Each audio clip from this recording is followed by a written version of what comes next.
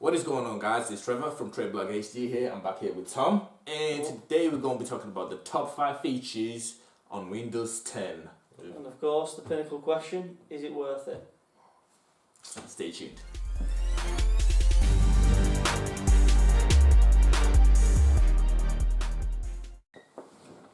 Alright, first things first. Windows 10 sharing applications with the mobile phones. What do you think of it? Do you think it's worth it? Because I mean, Apple have been doing it they've done it for quite some time now, haven't they? They've been doing it for a long time, so it's like, I mean, I think it's great because it means for people who use Windows phones and Windows computers, it's gonna make their lives a lot easier, I think. You think so, but I don't do the same things on my phone that I do on my computer. Like I've never used like Word, for example, on my phone. I play games, but they're not the same games that I play on my computer. It's tough because at the end of the day, people use phones differently than they use their desktop. Yeah, which is really true. Yeah, it makes sense. But I think personally, it kind of does open up more doors. I mean, if you look at it in the sense like when people actually get a phone and a computer, if you're editing your documents on the computer, it's good to have it available on your phone at the same time, or the tablet if you use the tablet for that matter. But I think personally, I think it's pretty cool. It's a really good integration thing that they've done. Especially with applications. Like I said, Word. Everybody uses Word. Everybody uses PowerPoint and all them kind of applications. It'll be good. I mean, imagine you're at home, you edit your document on the computer, then you just sync it over with your phone and have it on you could be in the office or whatever. Do your PowerPoints and whatnot. It'd be brilliant. It does open a few doors in terms of the work side of things, doesn't it? It's just, it does sound like it does have some positive aspects. It does, I think it does. I think it's going to be brilliant. I mean, I'm not much of a user on the Windows Phone side because I've never really been a really big fan. But like I said, they've done a good job. I think they've done great. They've improved. Okay, and what about something that everybody uses, Cortana? That's their voice assistant, isn't it? Because I'm really interested in artificial intelligence, AIs. Do you really think it's worth having it on a desktop as well? Well, I've got to say, I don't use it. I've obviously got Zoe on mine. I don't use it. I don't use it on my phone, and I can't see it. I mean, I almost think, particularly with typing on a laptop and a computer, I feel like it's got to be so much faster doing it and just typing it out. That makes sense.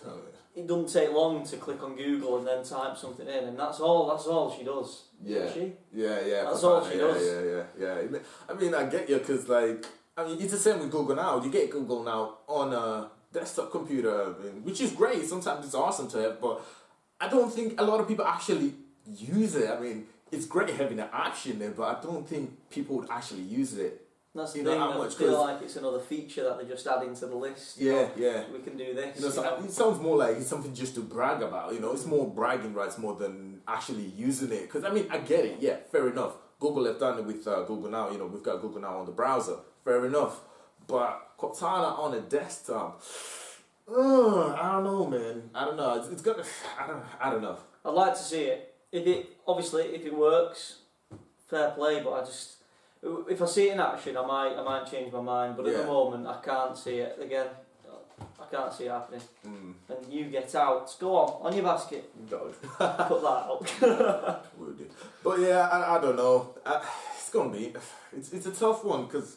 I mean, like I said, I love artificial intelligence, but I don't think it's anywhere near as great as we want it to be. Because Google Now is great, Siri is great, Cortana is pretty good as well, but they're all a bit dumb, if that makes sense. It's like you're talking to a dog. When you're talking to them, it feels like you're talking to a dog. You know what I mean? It's like, sometimes they work. They will give you useful information at times. Which is awesome. But at the same time, I don't know. I feel like they're not quite there yet. Yeah.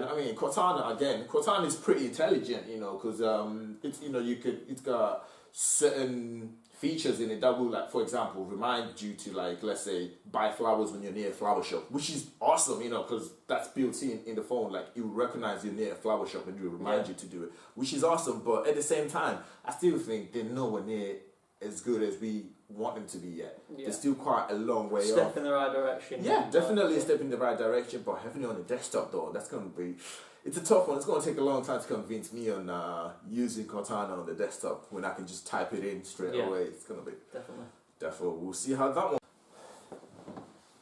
And finally, they've done something that a lot of people have been begging for: the start button. That's finally back where it's supposed to be. It's there. Okay, and personally, I mean, I wasn't the biggest fan of the tiles. I mean, obviously, you could get rid of them and get the start button up, but I think just having it from the word get-go makes things a lot simpler. I mean, I had people who would complain, you know, like they'll buy a new computer and they'll be like, okay, I can't use it. What's up with all these things, you know, these big icons? How do I use my computer? You know, I mean, I've seen it. You know, I mean, like, especially like, you know, slightly older people. I mean, no offense to them, but slightly older people or people who are not really into computers that much, you know, who got used to, like, let's say Windows XP and Windows 7. A lot of people kind of struggle with the tiles. I mean, the Windows tiles. Definitely. I mean, we've all got used to the standard desktop with your start button. Yeah, exactly, yeah. People don't like change with all that. And Windows 8 was all about changing people over to the sort of applications. But I'm the same. I go on my laptop now, straight away I click onto the desktop. I only use the tiles for Skype and emails. That's literally all I use the applications for. Instantly straight onto my desktop using the start button.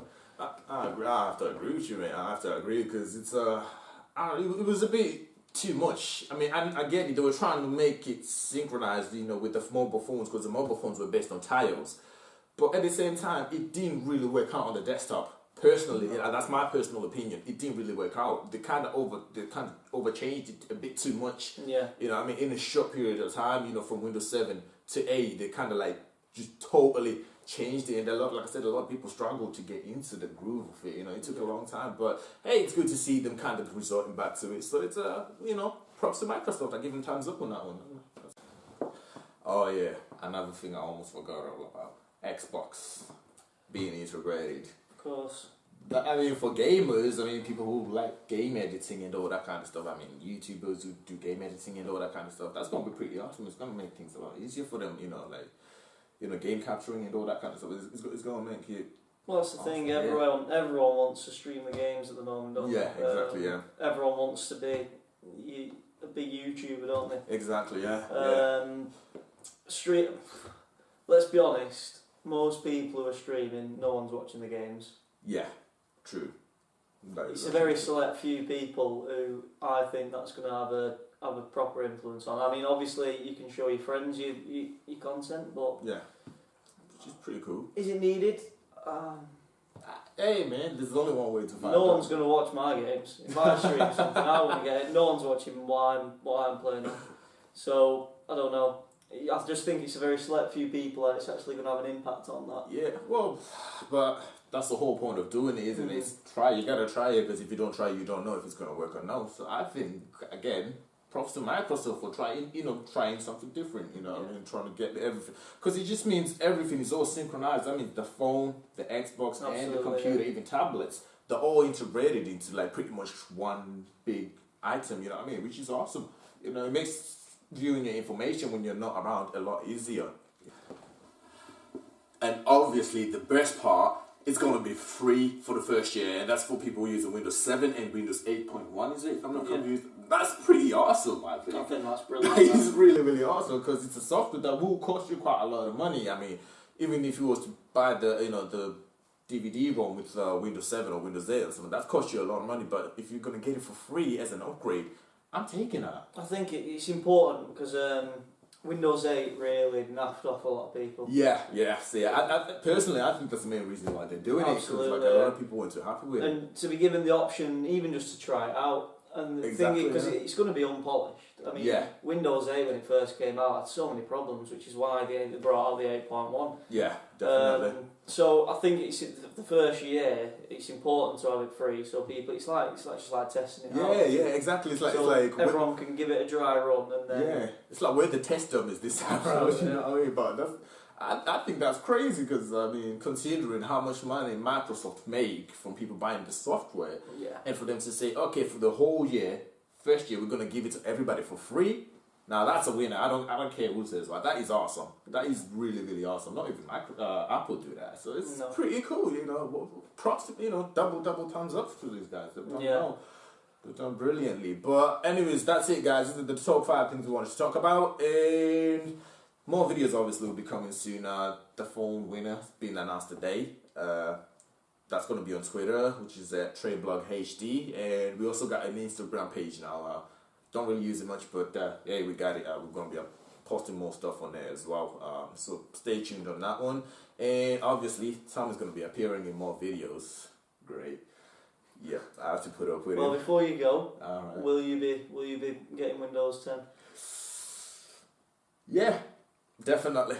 Most definitely, because I want to try it. I like trying new operating systems. I won't. I'll be leaving it for a bit. I'll give it a bit of time, see what the hype's like. If anyone, I'm gonna be, I'll watch everyone else, see if they suffer, and if they don't, I'm definitely getting it. I'm definitely getting it. I guarantee you guys. I think.